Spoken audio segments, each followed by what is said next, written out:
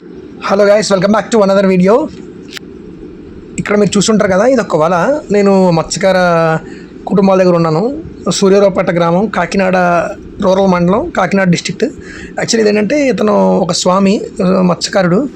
వల ఎలా అయ్యాడో నేర్చుకుంటున్నాడు ఒక పెద్ద అతని దగ్గర. సో చాలా ఇంట్రెస్టింగ్ ఉంది. వాళ్ళ గురించి చాలా మ్యాటర్ అడిగి తెలుసుకున్నాను. వల ఎలా వేస్తారు, ఇది విసురు వల అంట.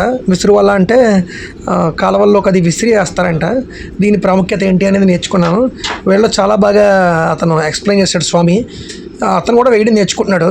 రీసెంట్గా ఈ తుఫాన్ ప్రభావితం వల్ల వీళ్ళు ఎక్కడికో వెళ్ళలేకపోతున్నారు, తుఫాన్ సముద్రంలోకి. సో ఇలా చేపల్లోని చెరువుల్లోని వాటిల్లోని చేపలను పడుతూ ఈ విసిరి వల్ల చాలా ఉపయోగపడుతుందంట. మీరు చూస్తూ ఉంటారు ముందు. నేను ఈ వీడియోలో మీకు క్లియర్గా ఎక్స్ప్లెయిన్ చేస్తూ ఉంటాను. అతను నేను కన్వర్జేషన్ మాట్లాడుకున్నాం, ఎలా ఉంటుంది విసిరి వల్ల ఏంటనేది. చూడండి. వీడియో మీకు నచ్చితే లైక్ చేయండి, కామెంట్ చేయండి, షేర్ చేయండి and subscribe to my channel Kakinada కుర్రాడు అవినాష్.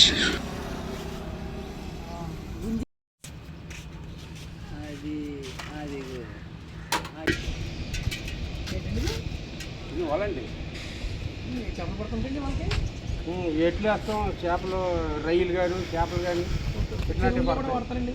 చెరువుల్లో కూడా చెరువులో బాగా విపరీతంగా పడతాం. ఏ చేప అయినా దీన్ని పడిపోతాం. మేమే తయారు చేసుకున్నాం. ఇది ఇలా వేస్తాం రౌండ్గా, ఇలాగా ఇలా రౌండ్గా వేసుకున్నా రింగిలా పడుతుంది. ఆ మధ్యలో చేపలన్నీ వచ్చాం. ఇది పూసలు మేము తయారు చేసుకునే వాళ్ళ. ఇప్పుడు సింగిల్గా ఉంది కదా, ఇలాగా సింగిల్గా ఉంది కదా. ఎలా చేపలు ఎలా పడతాయని మీరు అడగచ్చు. అయితే ఈ తాళ్ళు ఉన్నాయి కదా, తాళ్ళు లోపల లాగేసుకుంటాయి. లోపల లాగపడం వల్ల ఇవాళ డబల్ అవుద్ది. ఇలాగ డబల్ అవుద్ది. ఇలా మడత పడుతుంది. మడతల్లోనూ చేపలు ఉండిపోతాయి.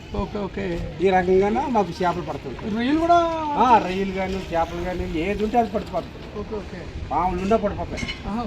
ఏ చేపలున్నా పడిపోతాయి. మీరు దాన్ని ఏది అంటే మంచిగా తీసుకుని మిగతా పడేస్తుంటారు. మనకు పని చేసిన తీసుకోవడం, పని చేయలేను పడేయడం. ఇది మా పరిస్థితి. ఇది వేయడానికి ఒకరు వేస్తారండి. ఇది ఒకరి పనే. దీని పేరేంటండి వాళ్ళ పేరు? ఇది విసిరాలు అంటారు. ఇలా ఏట్లు వేస్తారు కదా, ఏట్లు ఎలా వేస్తుంటారు వాళ్ళ అన్నమాట. మీరు ఎప్పటి నుంచి చేస్తారండి? ఇది మా వృత్తి. ఇది ఇంకా మా మంచి వృత్తి. ఇంకా పుట్టిన నుంచి ఇంకా పైకి పోయిన వరకు ఇదే మాది. అది మీకు తెలుసున్నది కదా. తుఫాన్లో పడిపోయి మా పరిస్థితి ఇలా ఉంది. ఇబ్బందిగా ఉంది. ఇబ్బంది వల్ల ఇలా ఎక్కడ గుంటలు ఉంటే అక్కడికి వెళ్ళి చేపలు పెట్టుకోవడం, ఇలా పట్టు కట్టడం, ఇది పరిస్థితి పెట్టడం. లేదు తుఫాను లేదనుకో ఆ సముద్రంలోకి వెళ్తాం.